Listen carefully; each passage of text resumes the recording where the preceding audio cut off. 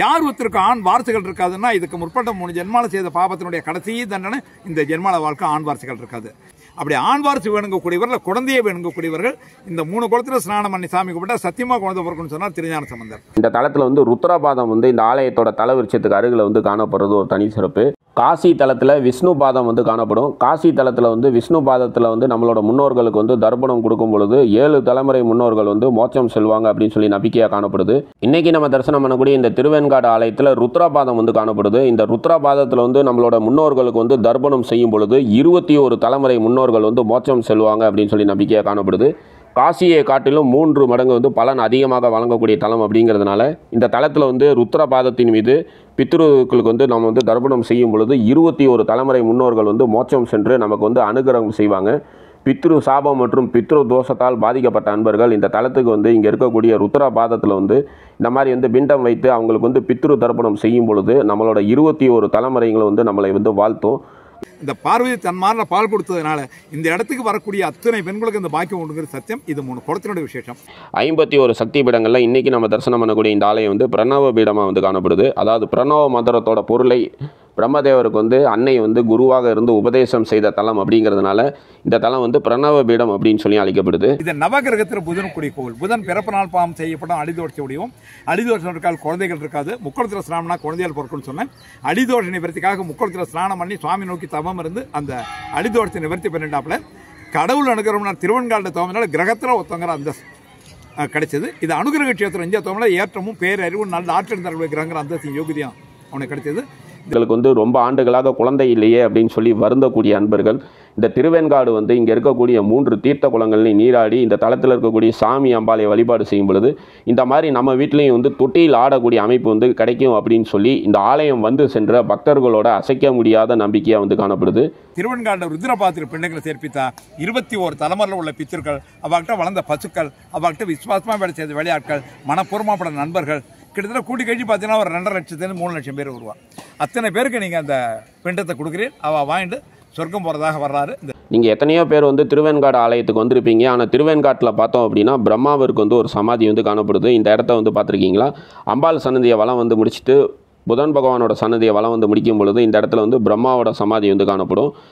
முருகபெருமான்கிட்ட இருந்து சாபம் பெற்றதும் பிரம்மா வந்து அதே மாதிரி அறிவற்றவனாக பிறந்துருவார். அதன் பிறகு தன்னோட நிலையை கண்டு வருந்தி தன்னோட விதிக்கு வருந்தி இந்த தளத்தில் அருள் பாலிக்கக்கூடிய அம்பாலை வந்து வழிபாடு செய்வார்.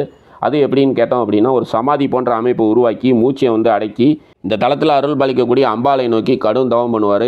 ஆன்மீகத்தோட நட்பை யூடியூப் சேனலுக்கு உங்களை அன்போடு வர இருக்கிறோம். இன்றைக்கி 21 தலைமுறை பித்ரு சாபத்தை நீக்கக்கூடிய திருவெண்காடு வந்து இங்கே அருள் பாலிக்கக்கூடிய ஸ்வேதராணீஸ்வரரை தரிசனம் பண்ண தான் வந்திருக்கோம். இந்த ஆலயம் எங்கே இருக்குன்னு சொல்லி பார்த்தோம் அப்படின்னா சீர்காழியிலிருந்து பூம்புகார் செல்லும் சாலையில் தான் இந்த ஆலயமானது அமையப்பட்டிருக்கு. சீர்காழி மற்றும் மயிலாடுதுறையிலிருந்து இந்த ஆலயம் வரத்துக்கு பேருந்து வசதி வந்து காணப்படுது. காசியை காட்டிலும் 3 மடங்கு பலன் அளிக்கக்கூடிய தலமாக இன்றைக்கி நம்ம தரிசனம் பண்ணக்கூடிய இந்த ஆலயம் வந்து காணப்படுது. காசியில் வந்து விஷ்ணு பாதம் வந்து காணப்படும். இந்த தலத்தில் வந்து ருத்ரபாதம் வந்து காணப்படும். காசியில் இருக்கக்கூடிய விஷ்ணு பாதத்தில் முன்னோர்களுக்கு தர்ப்பணம் செய்யும் பொழுது 7 தலைமுறை வந்து மோட்சமடையும். இந்த தலத்தில் வந்து இங்கே இருக்கக்கூடிய ருத்ரபாதத்தில் வந்து முன்னோர்களுக்கு தர்ப்பணம் செய்யும் பொழுது 21 தலைமுறையோட சாபம் மற்றும் பாவங்கள்லாம் நீங்கும். அந்த 21 தலைமுறை முன்னோர்கள் வந்து மோட்சம் சொல்கிறது ஐதீகம். அதனால தான் இந்த தலம் காசியை காட்டிலும் 3 மடங்கு அதிகமான பலன் தரக்கூடிய தலம் அப்படின்னு சொல்லப்படுது. நீங்களே இந்த ஆலயத்துக்குள்ளார சென்று சாமி தரிசனம் பண்ணிங்கன்னா எப்படி இருக்குமோ அது மாதிரி தான் இந்த காணொலியானது அமைக்கப்பட்டிருக்கு. நீங்கள் நம்ம சேனலை சப்ஸ்கிரைப் பண்ணால் பார்த்துட்டு இருந்தீங்கன்னா மறக்காமல் நம்ம சேனலை வந்து சப்ஸ்கிரைப் பண்ணிக்கிங்க. அப்படியே பக்கத்தில் இருக்கக்கூடிய பெல் ஐக்கானை வந்து கிளிக் பண்ணிக்கிங்க. அப்போ தான் நம்ம போடுற இந்த மாதிரி ஆலய சம்மந்தமான பதிவுலாம் உங்களுக்கு நோட்டிஃபிகேஷனாக கிடைக்கும். நீங்கள் நம்ம சேனலுக்கு ஏதாவது சப்போர்ட் பண்ணணும்னு வச்சிங்கன்னா கீழே தேங்க்ஸ் பட்டன் இருக்குது. அதை பயன்படுத்தி சூப்பர் தேங்க்ஸ் பண்ணுங்கள். ஜாயின் பட்டன் அழுத்தி நம்ம சேனலில் வந்து மெம்பராக ஜாயின் பண்ணுங்கள். டிஸ்கிரிப்ஷனில் வந்து பே லிங்க்ஸ் கொடுத்துருக்கேன். அதை பயன்படுத்தி நம்ம சேனலுக்கு வந்து சப்போர்ட் பண்ணுங்கள். வாங்க இந்த தலத்துக்குள்ளார சென்று இங்கே அருள் பாலிக்கக்கூடிய ஸ்வேதராணீஸ்வரர் வந்து நம்ம தரிசனம் பண்ணிடலாம். நவகிரகங்களில் வந்து புதனுக்குரிய தலமாக இன்றைக்கி நம்ம தரிசனம் பண்ணக்கூடிய இந்த ஆலயம் வந்து காணப்படுது. இந்த தலத்தில் சாமி, அம்பாள், தீர்த்தம், தலவிருட்சம் அனைத்தும் வந்து 3ஆக காணப்படுறது ஒரு தனி சிறப்பு. மேலும் காசியை காட்டிலும் 3 மடங்கு பலன் தரக்கூடிய அமைப்பிலையும் இந்த ஆலயம் வந்து காணப்படுது. இந்த தலத்தில் அருள் பாலிக்கக்கூடிய மூலவரோட திருநாமம் ஸ்வேதராணீஸ்வரர் அப்படின்னு சொல்லி அழைக்கப்படுறாங்க. இந்த தலத்தில் அருள் பாலிக்கக்கூடிய அம்பாலோட திருநாமம் பிரம்ம வித்யாம்பிகை அப்படின்னு சொல்லி அழைக்கப்படுறாங்க. இந்த ஆலயத்தோட தலவிருட்சமாக ஆலமரம், கொன்றை மரம், வில்வமரம் வந்து காணப்படுது. இந்த ஆலயத்தில் வந்து முக்குளம் வந்து தீர்த்தமாக காணப்படுது. அதாவது வந்து சூரிய தீர்த்தம், சந்திர தீர்த்தம், அக்னி தீர்த்தம் என்று 3 தீர்த்தங்கள் வந்து இந்த ஆலயத்தில் வந்து காணப்படுது. ஆலயத்துக்குள்ளார வந்தோடனே கொடிமர விநாயகர் வந்து காணப்படுறாரு. கொடிமர விநாயகரை வந்து எல்லாரும் நல்லா தரிசனம் பண்ணிக்கிங்க. இன்றைக்கி நமக்கு இந்த ஆலயத்தில் நல்லபடியாக தரிசனம் அமைய வேண்டும் அப்படின்னு சொல்லி விநாயகரை பிரார்த்தனை செய்துட்டு இந்த தலத்துக்குள்ளார சென்று இங்கே அருள் பாலிக்கக்கூடிய இறைவனை வந்து தரிசனம் பண்ணலாம். விநாயகரை தரிசனம் செய்துட்டு வந்தோன்னா பலிபீடம் வந்து காணப்படுது. பலிபீடத்தை வந்து தரிசனம் பண்ணிக்கிறோம். அடுத்தது கொடிமரம் வந்து காணப்படுது. அடுத்ததாக நந்திபவன் வந்து அருள் பாலிக்கிறாரு. நந்திபவனை வந்து தரிசனம் பண்ணிக்கிறோம். நந்திபவனை தரிசனம் செய்துட்டு நந்திபவன்கிட்ட அனுமதி வாங்கிட்டு இந்த தலத்துக்குள்ளார சென்று இங்கே அருள் பாலிக்கக்கூடிய மூலவர் ஸ்வேதராணீஸ்வரரை வந்து நம்ம வந்து தரிசனம் பண்ணிடலாம். மாடக்கோயில் போன்ற அமைப்பில் வந்து இந்த ஆலயம் வந்து காணப்படுது. வாங்க மாடக்கோயில் போன்ற அமைப்பில் இருக்கக்கூடிய இந்த தலத்துக்குள்ளார சென்று இறைவனை வந்து தரிசனம் பண்ணலாம். இந்த மாடக்கோயில் போன்ற அமைப்பில் இருக்கக்கூடிய இந்த படிக்கட்டு வழியாக ஏறி சென்றோம் அப்படின்னா இந்த இடத்துல வந்து ஒரு நந்தி காணப்படுது. மருத்துவ அசுரன் அப்படிங்கிற அசுரனால் வந்து இந்த நந்தி வந்து சூலாயுதத்தால் வந்து தாக்கப்பட்டிருப்பார். பொதுவாக எல்லா சிவாலயங்களையும் பார்த்தோம் அப்படின்னா நந்தி பகவான் கம்பீரமாக காணப்படுவார். இந்த தலத்தில் மருத்துவ அசுரன் அப்படிங்கிற அசுரனால் வந்து தாக்கப்பட்ட நந்தி பகவான் உடல் முழுவதும் காயத்தோடு 9 விதமான துளைகள், காது அருந்து சோகமான மனநிலையோடு இந்த தலத்தில் வந்து நந்தி பகவான் வந்து அருள் பாலிக்கிறாரு. இது எல்லா வரலாறையுமே சாமியை தரிசனம் செய்துட்டு ஆலயத்தோட பிரகாரங்களை வளம் வரும்போது நம்ம வந்து விரிவான முறையில் வந்து பார்க்கலாம். இந்த தலத்தில் இருக்கக்கூடிய இந்த நந்தி பகவானுக்கு ஒவ்வொரு மாதம் பிரதோஷ வேளையில் வந்து சிறப்பான முறையில் பூஜைகள்லாம் நடைபெறும். நந்திபவனை தரிசனம் செஞ்சாச்சு. ஆலயத்துக்குள்ளார வந்தோடனே மூலவர் ஸ்வேதராணீஸ்வரர் வந்து அருள் பாலிக்கிறாரு. மூலவரை வந்து எல்லாரும் நல்லா தரிசனம் பண்ணிக்கிங்க. இந்த தலத்துக்கு வந்து இங்கே அருள் பாலிக்கக்கூடிய இந்த சிவபெருமான், இந்த தலத்தில் அருள் பாலிக்கக்கூடிய வித்யாம்பிகை ஆகியோரை வந்து எவர் ஒருவர் தரிசனம் செய்கிறாங்களோ அவங்களுக்கு வந்து ஆண் வாரிசு கிடைக்கும் அப்படின்னு சொல்லி இந்த ஆலயத்தில் வந்து நம்பிக்கையாக வந்து காணப்படுது. அதாவது இந்த ஆலயத்தில் இருக்கக்கூடிய 3 தீர்த்தங்களில் நீராடி இந்த தலத்தில் இருக்கக்கூடிய 3 சிவபெருமான் மற்றும் 3 அம்பாளை தரிசனம் செய்யக்கூடிய அன்பர்களுக்கு ஆண் வாரிசு பிறக்கும் அப்படின்னு சொல்லி நம்பிக்கையாக வந்து காணப்படுது. மேலும் 21 தலைமுறை பித்ரு சாபத்தை நிவர்த்தி செய்யக்கூடிய அமைப்பில் இங்கே இறைவன் வந்து காணப்படுறது ஒரு தனி சிறப்பு. இப்போ சிவபெருமானை வந்து இப்போ நம்ம நல்லா தரிசனம் பண்ணியாச்சு. இப்போ இந்த ஆலயத்தோட பிரகாரங்களை வளம் வந்துக்கிட்டு இந்த ஆலயத்தோட சிறப்புகள்லாம் நம்ம வந்து பார்த்துடலாம். ஆலயத்தோட பிரகாரங்களை வளம் வரும்போது முதல்ல வந்து இடதுபுறம் பார்த்தோம் அப்படின்னா சோமஸ்கந்தரோட சன்னதி வந்து காணப்படுது. வலதுபுறம் சட்டநாதரோட சன்னதி வந்து காணப்படுது. சீர்காழி தலத்தில் எப்படி சட்டநாதர் அருள் பாலிப்பாரோ அதே மாதிரி இந்த தலத்தில் சட்டநாதர் வந்து அருள் பாலிக்கிறாரு. இந்த தலத்தில் அருள் பாலிக்கக்கூடிய சட்டநாதரை நாம் தீபமேற்றி வழிபாடு செய்யும் பொழுது வில்லி, சூனியம் மற்றும் சத்ருக்களால் ஏற்படக்கூடிய அனைத்து விதமான உபாதைகளும் நீங்கும். சட்டநாதரை வந்து எல்லாரும் நல்லா தரிசனம் பண்ணிக்கிங்க. சட்டநாதரை தரிசனம் செய்துட்டு வந்தோம் அப்படின்னா தட்சிணாமூர்த்தியோட சன்னதி வந்து காணப்படுது. வாங்க தட்சிணாமூர்த்தி வந்து தரிசனம் பண்ணிக்கலாம். இந்த தலத்தில் அருள் பாலிக்கக்கூடிய தட்சிணாமூர்த்தியை வியாழக்கிழமையில் நாம் தீபமேற்றி வழிபாடு செய்யும் பொழுது கல்வி பயிலக்கூடிய மாணவ மாணவிகள் கல்வி கேள்விகளை வந்து சிறந்து விளங்கலாம். மேலும் திருமண தடைகள்லாம் நீங்கி மிக விரைவிலேயே வந்து திருமணம் வந்து கைகூடும். தட்சிணாமூர்த்தியை வந்து நம்ம தரிசனம் பண்ணிக்கிறோம். தட்சிணாமூர்த்தியை தரிசனம் செய்துட்டு வந்தோம் அப்படின்னா வெளியில் வந்து விநாயகரோட சன்னதி வந்து காணப்படுது. வாங்க விநாயகரை வந்து தரிசனம் பண்ணிடலாம். இந்த தலத்தில் பார்த்தோம் அப்படின்னா மொத்தம் 96 கல்வெட்டுகள் வந்து காணப்படுது. வாங்க இந்த தலத்தில் அருள் பாலிக்கக்கூடிய பெரிய வாரண விநாயகரை வந்து தரிசனம் பண்ணிடலாம். இவர் தான் இந்த தலத்தில் அருள் பாலிக்கக்கூடிய பெரிய வாரண பிள்ளையார். இவரை வந்து திங்கட்கிழமையில் நாம் தீபமேற்றி வழிபாடு செய்யும் பொழுது கேது திசை, கேது பகவானால் ஏற்படக்கூடிய அனைத்து விதமான உபாதைகளும் நம்மை விட்டு நீங்கும். இந்த தலத்தில் பார்த்தோம் அப்படின்னா சிவபெருமான் 3 பேர், அம்பாள் 3 பேர் இருக்காங்கன்னு சொல்லி பார்த்தோம். முதல் சிவபெருமானை வந்து இப்போ நம்ம நல்லா தரிசனம் பண்ணியாச்சு. அதாவது வந்து ஸ்வேதராணீஸ்வரர். அதே மாதிரி அம்பாள் பார்த்தோம் அப்படின்னா 3 அம்பாள் வந்து இந்த ஆலயத்தில் வந்து காணப்படுறாங்க. காளி வந்து இந்த தலத்தில் ஒரு அம்பாலாக காணப்படுறாங்க. அதே மாதிரி சௌபாக்கிய துர்க்கை எண்ணெய் வந்து ஒரு அம்பாலாக காணப்படுறாங்க. வித்யாம்பிகை எண்ணெய் வந்து ஒரு அம்பாலாக காணப்படுறாங்க. சிவபெருமான் பார்த்தோம் அப்படின்னா ஸ்வேதராணீஸ்வரர், அகோரமூர்த்தி. அதன் பிறகு பார்த்தோம் அப்படின்னா இந்த தலத்தில் அருள் பாலிக்கக்கூடிய நடராஜர் அப்படின்னு சொல்லி 3 சிவபெருமான் வந்து இந்த ஆலயத்தில் அருள் பாலிக்கிறாங்க. பாருங்கள் இந்த இடத்துல பாருங்கள் கல் ஜன்னல் வந்து எவ்வளோ பிரம்மாண்டமான முறையில் வந்து அமைக்கப்பட்டிருக்கு அப்படின்னு. சுமார் 3500 ஆண்டுகள் பழமை வாய்ந்த தலமாக காணப்படுது. இந்த இடத்துல பார்த்தோம் அப்படின்னா 63 நாயன்மார்கள் உற்சவர் திருமேனியோடு வந்து அருள் பாலிக்கிறாங்க. அதாவது வந்து மூலவர் மற்றும் உற்சவர் திருமேனியோடு அருள் பாலிக்கிறாங்க. மூலவரோட விமானத்தை வந்து எல்லாரும் நல்லா தரிசனம் பண்ணிக்கிங்க. மூலவரோட விமானத்தை தரிசனம் பண்ணுறது கோடி புண்ணியத்துக்கு சமம். ஆலயத்தோட பிரகாரங்கள் முழுவதும் பார்த்தோம் அப்படின்னா இந்த மாதிரி யானை போன்ற சிற்ப வேலைப்பாடுகள் வந்து நிறைந்து காணப்படுது. இந்த இடத்துல தட்சிணாமூர்த்தி வந்து அருள் பாலிக்கிறாரு.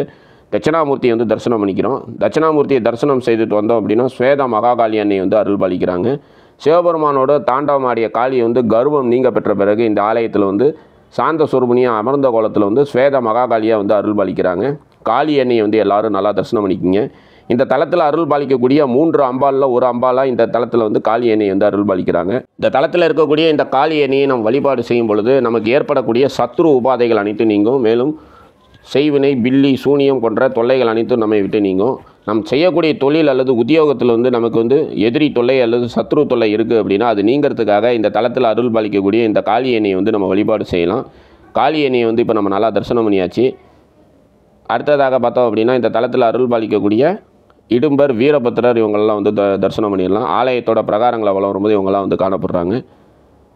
இந்த இடத்துல பார்த்தோம் அப்படின்னா சுகாசன மூர்த்தி வந்து அருள் பாலிக்கிறாரு. சுகாசன மூர்த்தியை வந்து தரிசனம் பண்ணிக்கிறோம். அடுத்ததாக இடும்பர் வந்து அருள் பாலிக்கிறாரு. வீரபத்திரர் வந்து அருள் பாலிக்கிறாரு. இவங்க எல்லாரையுமே வந்து நம்ம நல்லா தரிசனம் பண்ணிக்கிறோம். அடுத்ததாக விநாயகர் மற்றும் நால்வரெல்லாம் அருள் பாலிக்கிறாங்க. இவங்க எல்லாரையுமே வந்து நம்ம வந்து தரிசனம் பண்ணிக்கிறோம். இந்த விநாயகரை நாம் தீபமேற்றி வழிபாடு செய்யும் பொழுது கேது பகவானோட அனுகிரகம் வந்து நமக்கு வந்து பரிபூர்ணமாக வந்து கிடைக்கும். மிகப்பெரிய ஆலயமாக இன்றைக்கி நம்ம தரிசனம் பண்ணக்கூடிய இந்த ஆலயம் வந்து காணப்படுது. அடுத்ததாக காசி விஸ்வநாதர் மற்றும் காசி விசாலட்சேனை வந்து அருள் பாலிக்கிறாங்க. காசி விஸ்வநாதர் மற்றும் காசி விசாலட்சேனியை வந்து நம்ம நல்லா தரிசனம் பண்ணிக்கிறோம். அதற்கு அடுத்ததாக பார்த்தோம் அப்படின்னா இந்த இடத்துல வந்து அங்காள பரமேஸ்வரி அருள் பாலிக்கிறாங்க. அங்காள பரமேஸ்வரி அன்னையை வந்து தரிசனம் பண்ணிக்கிறோம். அடுத்ததாக ஸ்வேத பெருமாள் வந்து அருள் பாலிக்கிறாரு. ஸ்வேத பெருமாளை வந்து எல்லோரும் நல்லா தரிசனம் பண்ணிக்கிங்க. பெருமாளை தரிசனம் செய்துட்டு இந்த ஆலயத்தோட பிரகாரங்களை வளம் வந்துட்டுருக்கோம். மூலவரோட விமானத்தையும் வந்து நம்ம வந்து தரிசனம் பண்ணிக்கிறோம். அடுத்ததாக பஞ்ச சிவலிங்கங்கள் வந்து அருள் பாலிக்கிறாங்க. பஞ்ச சிவலிங்கங்களையும் வந்து தரிசனம் பண்ணிக்கலாம். பஞ்சபூதங்களை குறிக்கக்கூடிய அமைப்பில் இந்த ஆலயத்தில் பஞ்ச சிவலிங்கங்கள் வந்து அருள் பாலிக்கிறாங்க. பஞ்ச சிவலிங்கங்களையும் வந்து நம்ம வந்து தரிசனம் செய்துக்கிறோம். இந்திரன் இந்த தலத்துக்கு வந்து இங்கே அருள் பாலிக்கக்கூடிய சிவபெருமானை வந்து வழிபாடு செய்திருக்காரு. மாசி மாதம் நடைபெறக்கூடிய இந்திர திருவிழா வந்து வெகு சிறப்பான முறையில் 13 நாட்கள் வந்து பிரம்மோற்சவமாக இந்த ஆலயத்தில் வந்து கொண்டாடப்படுது. இந்திரனே வந்து இந்த விழாவை வந்து எடுக்கிறதா வந்து சொல்லப்படுது. இந்த ஆலயத்துக்கு அருகில் இருக்கக்கூடிய காவேரி பூம்பட்டினம் அப்படின்னு சொல்லி அழைக்கக்கூடிய பூம்புகாரில் வந்து இந்திர திருவிழா நடைபெற்றதை சிலப்பதிகாரம் காவியத்தில் வந்து சொல்லப்பட்டிருக்கு. நம்ம சேனலில் ஏற்கனவே பூம்புகாரில் அருள் பாலிக்கக்கூடிய சிவாலயத்தை வந்து நம்ம வந்து தரிசனம் பண்ணியிருப்போம். அதாவது வந்து பட்டினத்தாரோட அவதாரத்தலம். பட்டினத்தார் இந்த தலத்துக்கு வந்து இங்கே அருள் பாலிக்கக்கூடிய சிவபெருமானை வந்து வழிபாடு செய்திருக்காரு. இந்த தலத்தில் இருக்கக்கூடிய சிவபெருமான் பட்டினத்தாருக்கு ஆடி மாதம் சிவதீட்சை அளித்ததாக வந்து சொல்லப்படுது. அதனால தான் இன்றைக்கும் பார்த்தோம் அப்படின்னா ஆடி மாதம் பட்டினத்தாருக்கு சிவதீட்சை அளிக்கக்கூடிய அந்த விழா வந்து இந்த ஆலயத்தில் வந்து கொண்டாடப்படுது. லிங்கோத்பவரை வந்து தரிசனம் பண்ணிக்கிறோம். பாருங்கள், இந்த ஆலயத்தில் வந்து சிற்ப வேலைப்பாடுகள் வந்து எவ்வளோ அழகான முறையில் ஆலயத்தோட பிரகாரங்கள் முழுவதும் காணப்படுது அப்படின்னு. ஒவ்வொரு ஆண்டும் வரக்கூடிய ஆடி மாதத்தில் பட்டினத்தாருக்கு சிவதீட்சை அளித்த விழா வந்து இந்த ஆலயத்தில் வந்து வெகு சிறப்பான முறையில் வந்து கொண்டாடப்படுது. சித்திரை மாதம் வரக்கூடிய திருவோண நட்சத்திரத்தில் இந்த தலத்தில் அருள் பாலிக்கக்கூடிய நடராஜருக்கு வந்து சிறப்பான முறையில் அபிஷேகம் நடைபெறுது. வைகாசியில் வந்து வெள்ளை யானைக்கு சாப விமோசனம் அளித்த நிகழ்வு வந்து இந்த ஆலயத்தில் வந்து கொண்டாடப்படுது. ஆனி மாதம் வரக்கூடிய உத்திர நட்சத்திரத்தில் வந்து இங்கே இருக்கக்கூடிய நடராஜருக்கு வந்து சிறப்பான முறையில் அபிஷேகங்கள்லாம் நடைபெறுது. முருகபெருமானை வந்து எல்லாரும் நல்லா தரிசனம் பண்ணிக்கிங்க. முருகபெருமான தரிசனம் செய்து வந்தோம் அப்படின்னா கஜலட்சுமி அன்னையை வந்து அருள் பாலிக்கிறாங்க. கஜலட்சுமி அன்னையை வந்து தரிசனம் செய்துக்கிறோம். அடுத்ததாக பார்த்தோம் அப்படின்னா சரஸ்வதி அன்னையை வந்து அருள் பாலிக்கிறாங்க. சரஸ்வதி அன்னையை தரிசனம் பண்ணிக்கிறோம்.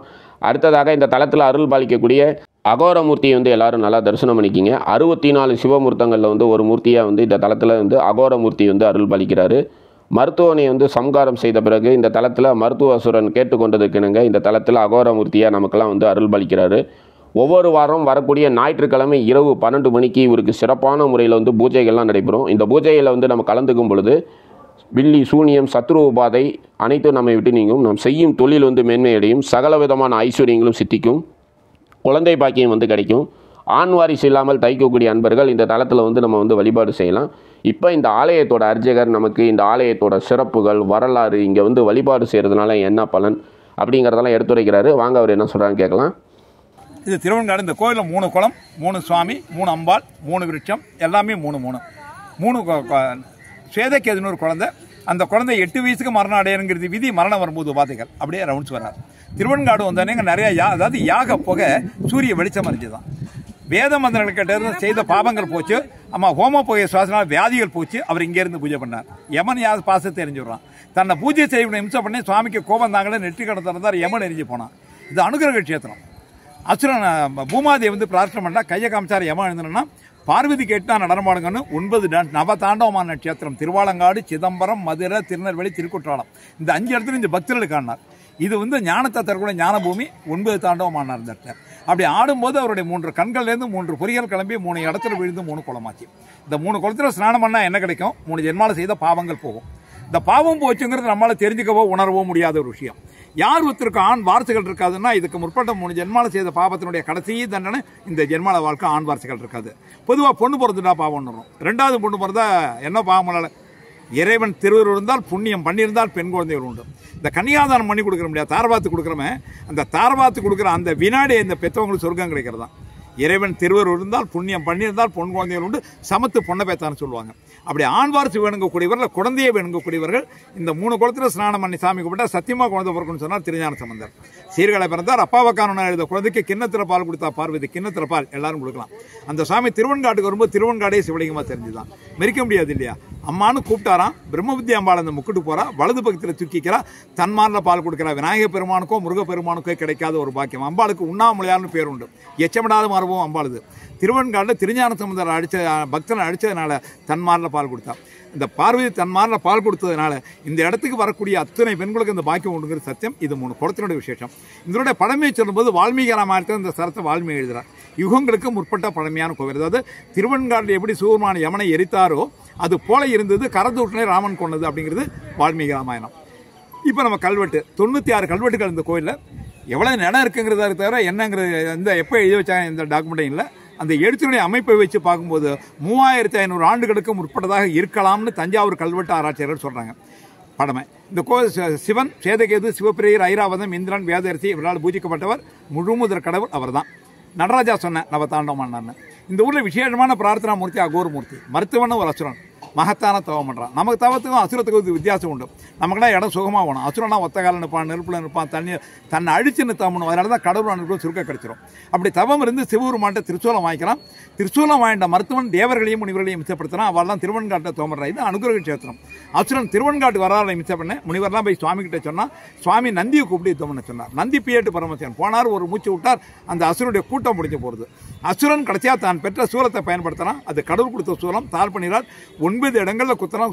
கொம்பு காது இருக்கான். சிவன் சன்னதியில் ஒரு நந்தி இருக்கும். அந்த நந்தி மேலே 9 இடங்களில் குத்துப்பட்ட காயங்கள் இருக்கும். காது அறுத்திருக்கும், கொம்பு முறிச்சிருக்கும். நந்தி சோகமாக இருப்பார். எல்லாரும் கம்பீரமாக இருப்பார். இங்கே சோகமாக இருப்பார்.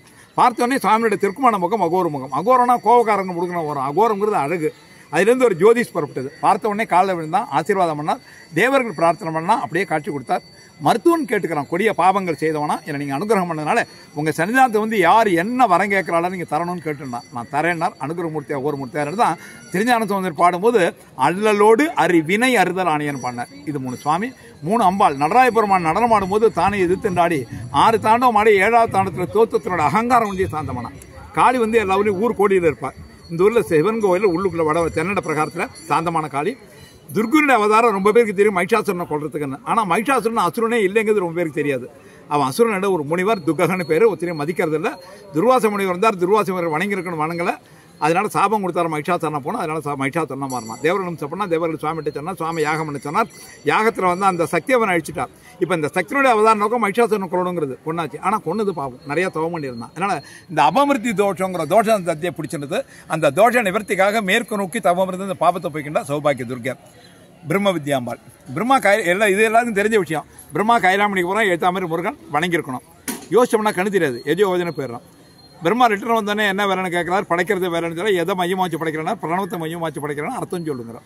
திடீர்னு கேட்டால் எதாக இருந்தாலும் மறந்து போகும். அது இயல்பு. ஒரு குட்டு பிரம்மாளாக்கம். பிரம்மாவுக்கு மண்டக்கணக்கு வருது, முட்டாளாக படைக்கிறான். அந்த மறந்து போன பிரம்ம ஞானத்தை திரும்ப பெறத்துக்காக இது ஏன்னா ஞானத்தத்தினுடைய ஞான சபைன்னு முன்னாடியே சொன்னேன். இந்த அம்பாள் பக்கத்தில் பிரம்ம சமாதின்னு ஒன்று இருக்குது. சமாதின்னா சுவாசத்தை நிறுத்தி தவம் பண்ணக்கூடியதான் சமாதி நிலை. இறந்தவரை போச்சா சுடுகாடு.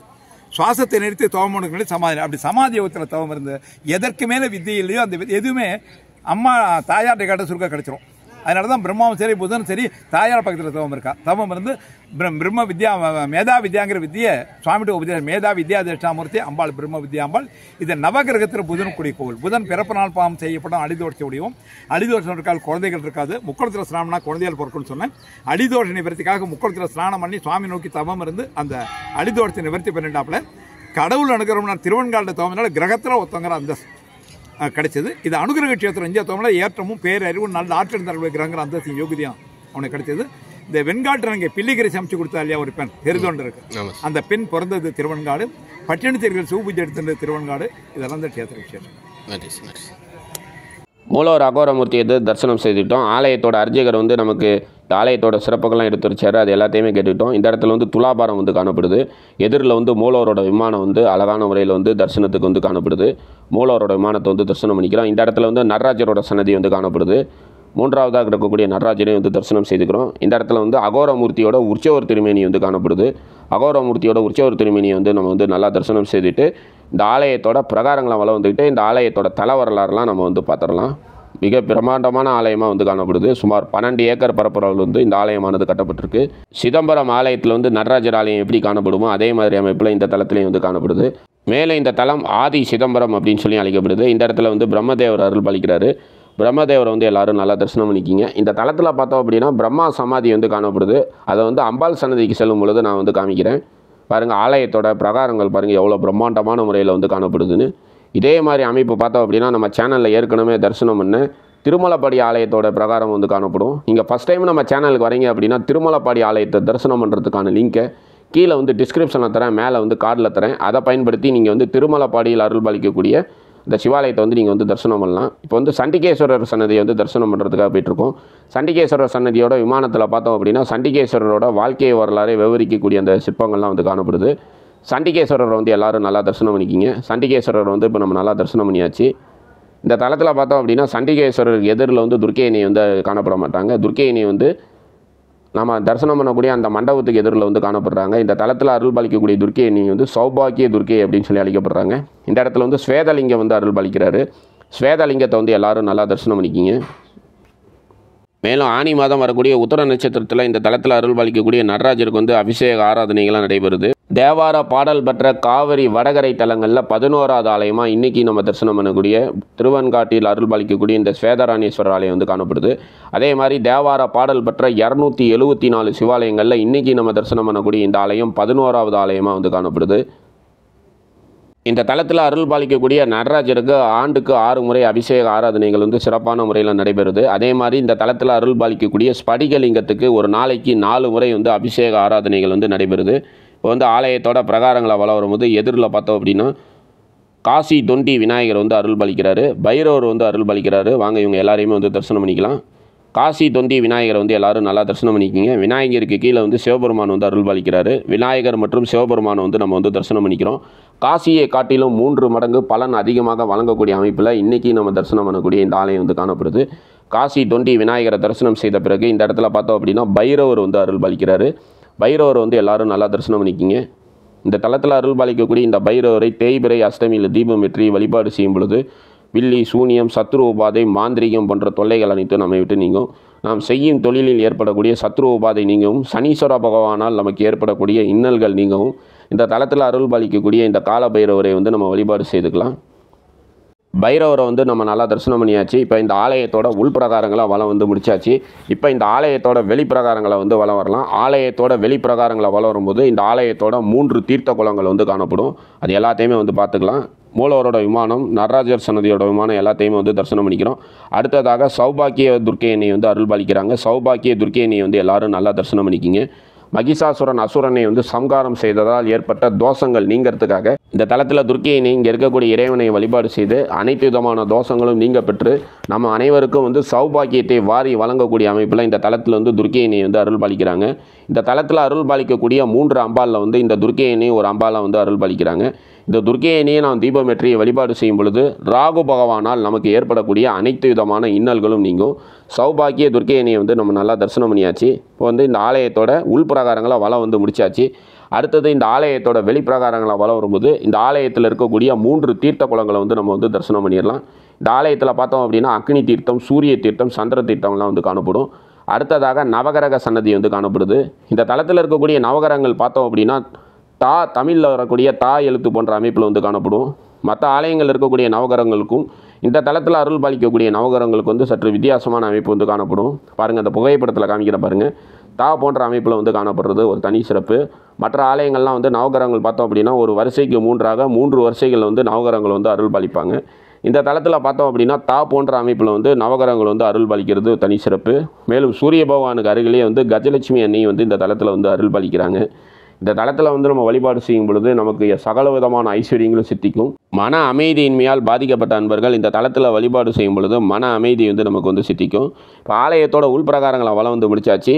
வெளிப்பிரகாரங்களை வளம் வரும்போது முதலாவதாக அக்னி தீர்த்தம் வந்து காணப்படுது. குழந்தை பாக்கியம் இல்லாமல் தைக்கக்கூடிய அன்பர்கள் இந்த தலத்துக்கு வந்து இங்கே இருக்கக்கூடிய 3 தீர்த்தம், அதாவது அக்னி தீர்த்தம், சூரிய தீர்த்தம் மற்றும் சந்திர தீர்த்தத்தில் நீராடி இந்த தலத்தில் அருள் பாலிக்கக்கூடிய சிவபெருமான் மற்றும் அம்பாள் புதன் பகவானை தரிசனம் செய்யும் பொழுது சத்தியமாக குழந்தை பாக்கியம் கிடைக்கும் அப்படின்னு சொல்லி திருஞான சம்பந்தர் வந்து தன்னோட பதிகத்தில் வந்து பாடியிருக்காரு. இப்போ வந்து அக்னி தீர்த்தத்தை வந்து நம்ம நல்லா தரிசனம் பண்ணிக்கிறோம்.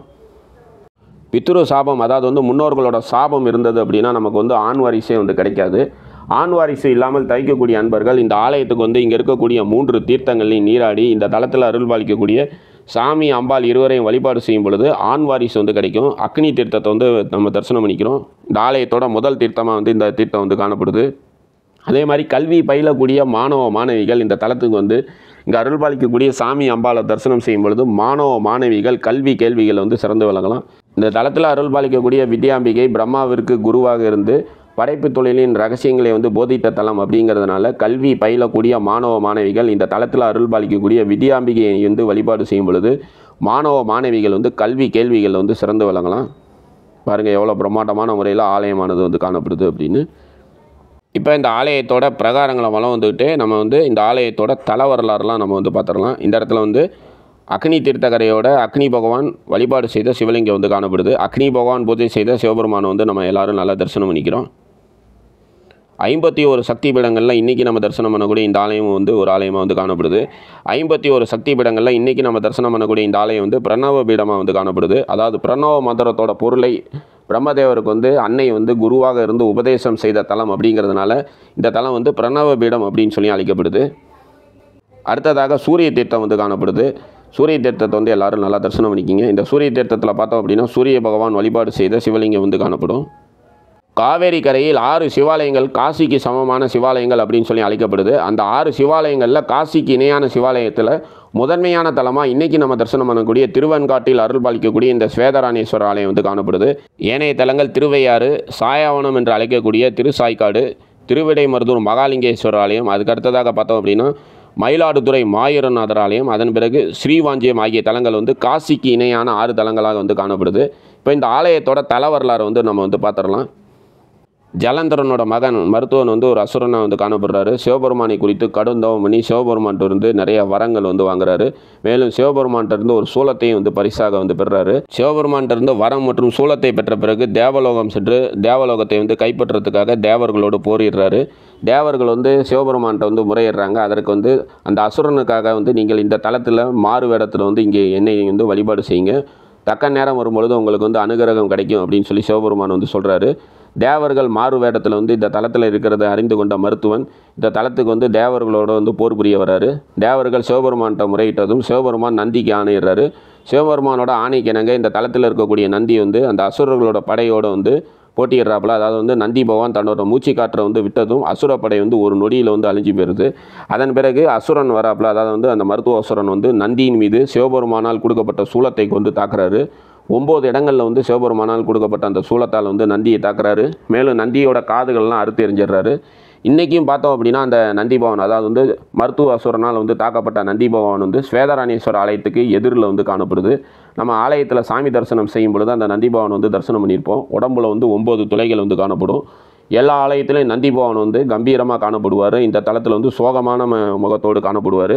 உடனே நந்தி பகவான் இந்த தலத்தில் இருக்கக்கூடிய சிவபெருமான்கிட்ட முறையிட்டதும் சிவபெருமான் வந்து அகோரமூர்த்தியாக அவதாரம் செய்து அந்த அசுரனை வந்து சம்காரம் செய்ய வருவார். சிவபெருமான் தன்னை வந்து அழிக்க வரார் அப்படிங்கிறத அறிந்ததும் அந்த அசுரன் வந்து தான் செய்த பிழைக்கு வந்து மன்னிப்பு கேட்பார். அதன் பிறகு சிவபெருமானோட பாதத்திலே வந்து அவர் வந்து இருந்துருவார். எனக்கு அனுகிரகம் புரிந்த நீங்கள் வந்து இந்த ஆலயத்துக்கு வந்து உங்களை தரிசனம் செய்யக்கூடிய பக்தர்களுக்கு வந்து அனுதினமும் அனுகிரகம் செய்யணும் அப்படிங்கிற வரத்தை வந்து வாங்கிடுவார். திருந்திய மருத்துவ அசுரன் அகோரமூர்த்தியோட பாதத்துக்கு கீழே வந்து இருப்பார். மருத்துவ அசுரனால் தாக்கப்பட்ட நந்தி பகவான் ஸ்வேதராணேஸ்வரர் ஆலயத்தில் ஸ்வேதராணேஸ்வரர் எதிரில் வந்து காணப்படுவார்.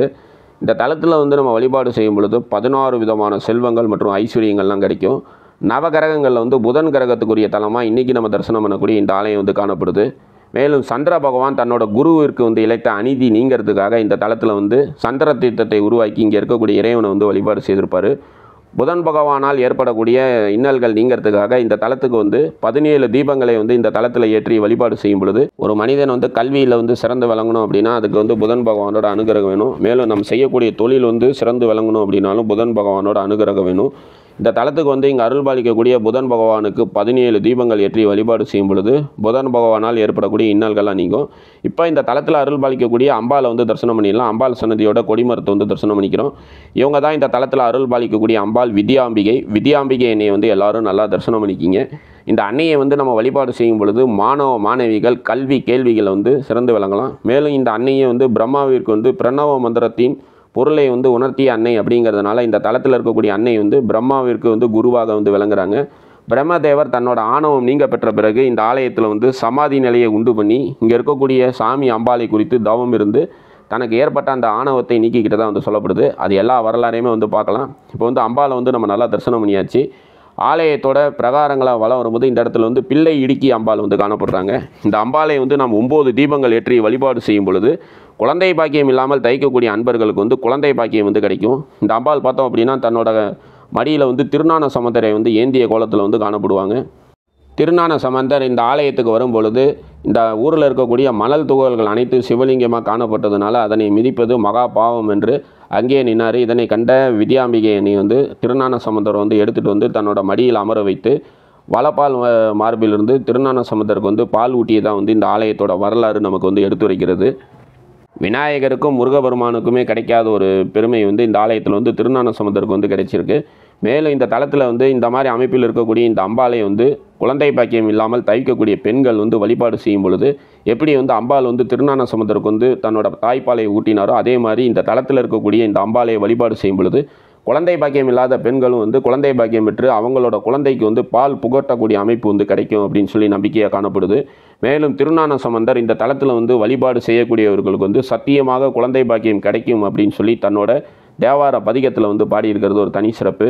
அதனால் வந்து எங்களுக்கு வந்து ரொம்ப ஆண்டுகளாக குழந்தை இல்லையே அப்படின்னு சொல்லி வருந்தக்கூடிய அன்பர்கள் இந்த திருவெண்காடு வந்து இங்கே இருக்கக்கூடிய 3 தீர்த்த குளங்களையும் நீராடி இந்த தளத்தில் இருக்கக்கூடிய சாமி அம்பாளை வழிபாடு செய்யும் பொழுது இந்த மாதிரி நம்ம வீட்லேயும் வந்து தொட்டியில் ஆடக்கூடிய அமைப்பு வந்து கிடைக்கும் அப்படின்னு சொல்லி இந்த ஆலயம் வந்து சென்ற பக்தர்களோட அசைக்க முடியாத நம்பிக்கையாக வந்து காணப்படுது.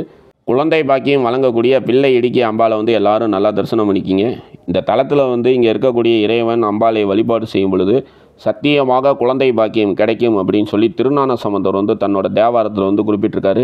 அம்பாளை வந்து தரிசனம் செய்துட்டு அம்பாள் சன்னதியோட பிரகாரங்களை வலம் வந்துட்டுருக்கோம். நீங்கள் எத்தனையோ பேர் வந்து திருவெண்காடு ஆலயத்துக்கு வந்திருப்பீங்க. ஆனால் திருவெண்காட்டில் பார்த்தோம் அப்படின்னா பிரம்மாவிற்கு வந்து ஒரு சமாதி வந்து காணப்படுது. இந்த இடத்த வந்து பார்த்துருக்கீங்களா? அம்பாள் சன்னதியை வலம் வந்து முடிச்சுட்டு புதன் பகவானோட சன்னதியை வலம் வந்து முடிக்கும் பொழுது இந்த இடத்துல வந்து பிரம்மாவோட சமாதி வந்து காணப்படும். அதாவது வந்து பிரம்மா வந்து கைலாயத்துக்கு செல்லும் பொழுது முருகபெருமானை கவனிக்காமல் சிவபெருமானை தரிசனம் செய்ய போயிடுவார்.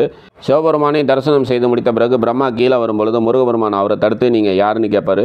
நான் தான் பிரம்மதேவர், இந்த உலகத்தில் இருக்கக்கூடிய அனைத்து உயிர்களையும் நான் தான் படைக்கிறேன் அப்படின்னு சொல்லி கர்வமாக வந்து சொல்லுவார். கர்வத்தோடு இருக்கக்கூடிய பிரம்மாவை பார்த்து உங்களோட படைப்பு தொழிலை எதன் அடிப்படையில் செய்கிறீங்கன்னு கேட்கும் பொழுது பிரணவ மந்திரத்தை வந்து அடிப்படையாக கொண்டு நான் படைப்பு தொழிலை செய்கிறேன்பார். பிரணவ மந்திரத்தோட பொருள் உனக்கு தெரியுமா அப்படின்னு சொல்லி கேட்பார். பிரம்மதேவரும் அதற்கு தெரியாது அப்படிம்பார். இந்த ஆலயத்தில் பார்த்தோம் அப்படின்னா முள் இல்லாத விருட்சத்துக்கு நடுவில் பிரம்மதேவரோட சமாதி வந்து காணப்படுறது ஒரு தனி சிறப்பு. பிரணவ மந்திரத்தோட பொருள் தெரியாதனால பிரம்மதேவருக்கு வந்து மறுபிறவியில் வந்து அதாவது வந்து முட்டாளாக பிறக்கும்படி வந்து முருகபெருமான் வந்து சாபம் வழங்கிடுவார். முருகபெருமான்கிட்ட இருந்து சாபம் பெற்றதும் பிரம்மா வந்து அதே மாதிரி அறிவற்றவனாக பிறந்துருவார். அதன் பிறகு தன்னோட நிலையை கண்டு வருந்தி தன்னோட விதிக்கு வருந்தி இந்த தளத்தில் அருள் பாலிக்கக்கூடிய அம்பாளை வந்து வழிபாடு செய்வார். அது எப்படின்னு கேட்டோம் அப்படின்னா ஒரு சமாதி போன்ற அமைப்பை உருவாக்கி மூச்சையை வந்து அடக்கி இந்த தளத்தில் அருள் பாலிக்கக்கூடிய அம்பாளை நோக்கி கடும் தவம் பண்ணுவார். இவரோட தவத்திற்கு மகிழ்ந்த அன்னை வந்து அவருக்கு வந்து காட்சியளித்து பிரணவ மந்திரத்தோட பொருளை வந்து பிரம்மாவிற்கு வந்து குருவாக இருந்து உபதேசம் செய்த தலம் அப்படிங்கிறதுனால இந்த தளத்தில் அருள் பாலிக்கக்கூடிய அம்பாளோட திருநாமம் வித்யாம்பிகை அப்படின்னு சொல்லி அழைக்கப்படுறாங்க. அம்பாளிடமிருந்து பிரணவ மந்திரத்தோட பொருளை அறிந்து கொண்டதும் பிரம்மதேவர் ஆணவம் நீங்க பெற்று மீண்டும் படைப்பு தொழிலை வந்து செய்ய ஆரம்பித்ததாக வந்து இந்த ஆலயத்தோட தல வரலாறு வந்து குறிப்பிடுறது. பிரம்மதேவர் வந்து தன்னோட ஆணவம் நீங்கிறதுக்காக சமாதி நிலையிலிருந்து இங்கே இருக்கக்கூடிய அன்னையோட அருள்னால மீண்டும் படைப்பு தொழிலை தொடங்கிய தலமாக இன்றைக்கி நம்ம தரிசனம் பண்ணக்கூடிய இந்த ஆலயம் வந்து காணப்படுது. பிரம்மாவோட சமாதியை தரிசனம் செய்த பிறகு இந்த தளத்தில் அருள் பாலிக்கக்கூடிய நவகிரகங்கள் ஒருவரான புதன் பகவானை வந்து நம்ம வந்து தரிசனம் பண்ணிடலாம். இவர் தான் இந்த தளத்தில் அருள் பாலிக்கக்கூடிய புதன் பகவான். புதன் பகவான் இந்த தளத்துக்கு வந்து இங்கே இருக்கக்கூடிய 3 தீர்த்த குளங்களையும் சிவபெருமான் கூறியதற்கெனங்க நீராடி இந்த தளத்தில் அருள் பாலிக்கக்கூடிய சிவபெருமான் மற்றும் அம்பாளை வந்து வழிபாடு செய்து தனக்கு வாழ்க்கையில் ஏற்பட்ட இன்னல்கள் அனைத்தையும் நீக்கப்பட்டுவிட்ட தலமாக இந்த ஆலயம் வந்து காணப்படுது. தனது தந்தை சந்திர பகவானால் தான் நம்ம வந்து இன்றைக்கி வந்து இவ்வளோ இன்னல்களுக்கு வந்து நம்ம ஆளாகிறோம். நம்மளை வந்து அனைவரும் வந்து வெறுத்து ஒதுக்கிறதுக்கு காரணம் சந்திர பகவான் வந்து முறையேற்று குரு பகவானோட மனைவியோடு வந்து இருந்து தன்னை வந்து பெற்றுக்கிட்டதுனால நம்மளை வந்து யாரும் வந்து பெருசாக வந்து மதிக்கிறது இல்லை அப்படிங்கிறத உணர்ந்த புதன் பகவான் இந்த தலத்துக்கு வந்து தனக்கு ஏற்பட்ட இன்னல்கள் வந்து நீங்கிறதுக்காகவும் அவமானங்கள் நீங்கிறதுக்காகவும் வழிபாடு செய்து நவகரக பதவியை பெற்ற தலமாக இந்த ஆலயம் வந்து காணப்படுது. மேலும் புதன் பகவான் தனக்கு ஏற்பட்ட அலிதோஷத்தை நிவர்த்தி செய்துக்கிறதுக்காக இந்த தலத்தில் வழிபாடு செய்திருக்காரு. மேலும் வந்து அலிதோஷத்தால் பாதிக்கப்பட்டவங்களும் குழந்தை பாக்கியம் இல்லாமல் பாதிக்கப்பட்ட அன்பர்களும் இந்த தளத்தில் வந்து வழிபாடு செய்யும் பொழுது சத்தியமாக குழந்தை பாக்கியம் கிடைக்கும் அப்படின்னு சொல்லி நம்பிக்கையாக காணப்படுது. மேலும் வந்து வம்சம் தலைக்கிறதுக்கு ஒரு ஆண் வாரிசு இல்லையே அப்படின்னு சொல்லி வருந்தக்கூடிய அன்பர்கள் இந்த தளத்துக்கு வந்து இங்கே இருக்கக்கூடிய 3 குளங்களையும் நீராடி சாமி அம்பாள் மற்றும் புதன் பகவானை வழிபாடு செய்து தீபமேற்றி வழிபாடு செய்யும் பொழுது அவங்களுக்கு ஆண் வாரிசு கிடைக்கும் அப்படின்னு சொல்லி நம்பிக்கையாக காணப்படுது. புதன் பகவானோட தந்தையான சந்திர பகவான் குருவிற்கு இழைத்த அநீதிக்காக புதன் பகவானோடு இந்த தலத்துக்கு வந்து இங்கே இருக்கக்கூடிய சிவபெருமானை வந்து வழிபாடு செய்து ஒரு சிவலிங்கத்தை பிரதிஷ்டை செய்து சந்திர தீர்த்தத்தை உருவாக்கி இங்கே வழிபாடு செய்து தன்னோட குருவிற்கு இழைத்த அநீதியால் உண்டான பாவத்தை நிவர்த்தி செய்துக்கிட்ட தலம் அப்படிங்கிறதுனால இங்கே வந்து வழிபாடு செய்யும் பொழுது நம்மளோட குருவிற்கு வந்து ஏதாவது பாவங்கள் செய்திருந்தோம் அப்படின்னா அதெல்லாம் நம்ம விட்டு நீங்கும். மேலும் வந்து பார்த்தோம் அப்படின்னா இந்த தலத்தில் வந்து ருத்ரபாதம் வந்து இந்த ஆலயத்தோட தலவிருட்சத்துக்கு அருகில் வந்து காணப்படுறது ஒரு தனி சிறப்பு.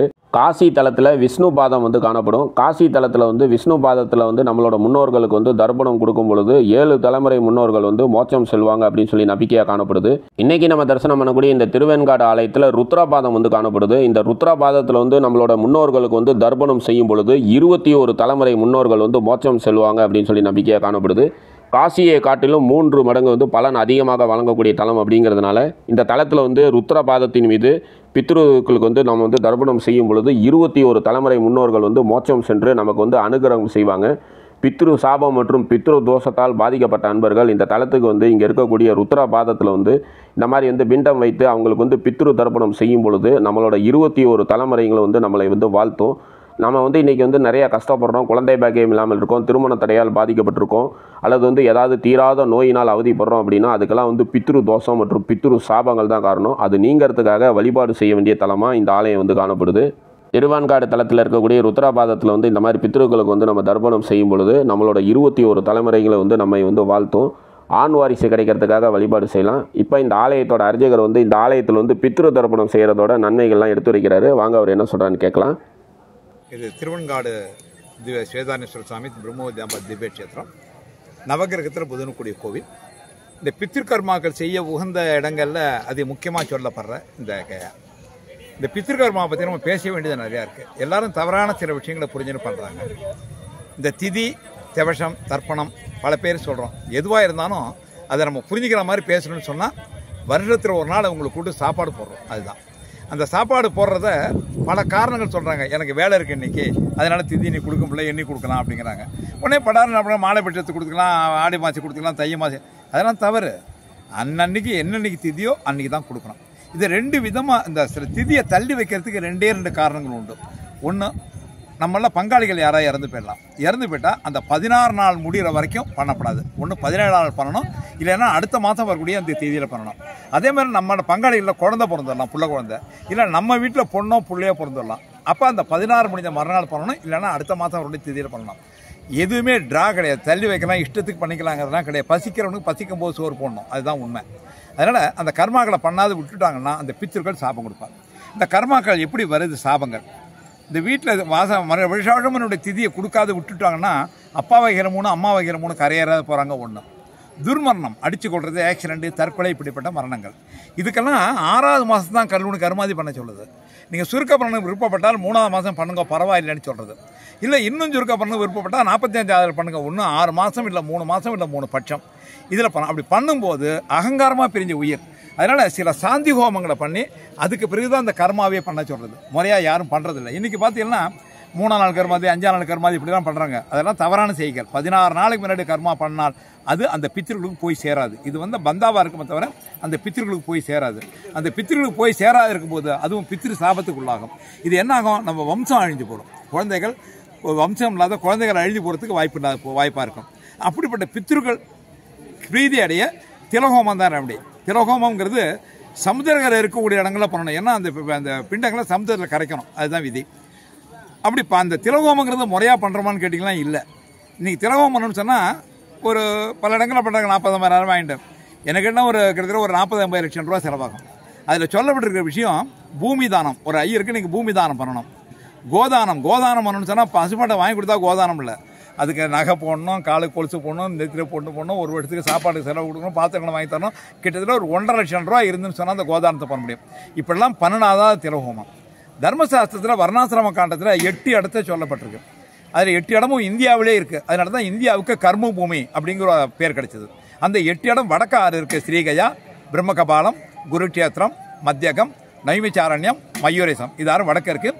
ஸ்வேதமாதவம் ராமேஸ்வரம், ஸ்வேதவனம் திருவெண்காடு. இந்த 8 இடத்துல ஏதாவது ஒரு இடத்துல 5 முறையோ 3 முறையோ 1 முறையோ திதி கொடுங்க, கரையேறாத பித்திருக்கள் கரையேறுவா. இந்த 8 இடத்துல திருவெண்காடு என்ன உயர்வு? நீங்கள் வீடுகளில் திதி கொடுக்கும்போது அக்னி மூலமாக அந்த பிண்டங்களை போய் சேர்றது அக்னியர் மாயம் பிண்ட சுதாரமா அப்படின்னு சொல்லுவாங்க.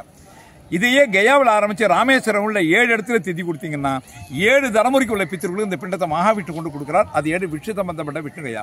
சாதாரணமாக ஜாதகத்தை பார்த்து சில பேர் பித்திரு சாபம் இருக்குது அப்படின்னு சொல்கிறாங்க. இந்த பித்திரு அவங்களுக்கு பித்திரு சாபம் இல்லை. ஏன்னா பல பேர் கேட்குறேன் எனக்கு தான் இருக்குது, நான் தான் திதி கொடுக்கணுங்கிறாங்க. அவங்க தாத்தாவோ இவ்வளோ இருக்காங்க. அதெல்லாம் கிடையாது. பித்திரு சாபம், அந்த குழந்தைகளுக்கு பித்திரு சாபம் இருந்ததுனால் அது உங்கள் குடும்பத்தில் பித்திரு சாபம் இருக்குங்கிற தகவலை வெளில கொண்டது தானே தவிர அவனுக்கு பித்திரு சாபம் எதுவும் இல்லை. அப்படிப்பட்ட பித்திரு சாபங்கள் நிவர்த்தி ஆகக்கூடிய 8 இடத்துல இது. இதில் இந்த முதல்ல சொல்லும்போது இந்த தரம் இருந்தானா இந்த 7 இடத்துல தேதி கொடுக்குற முடியாது, கொடுத்துட்டா அந்த திலகோமம் அவசியம் இல்லை. அதுக்கு பிறகு ஒரு குழந்தை பிறந்தது, அந்த குழந்தைக்கு பித்திரு சாபம் இருந்ததுனால் அது 7 தலைமுறைக்கு முன்னாடி இருக்கிற பித்திரு சாபங்கிறது கன்ஃபார்ம்.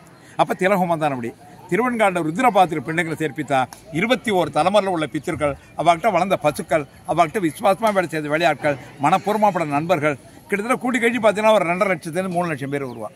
அத்தனை பேருக்கு நீங்கள் அந்த பிண்டத்தை கொடுக்குறீர். அவள் வாங்கிட்டு சொர்க்கம் போகிறதாக வர்றாரு இந்த சேத்திரம்.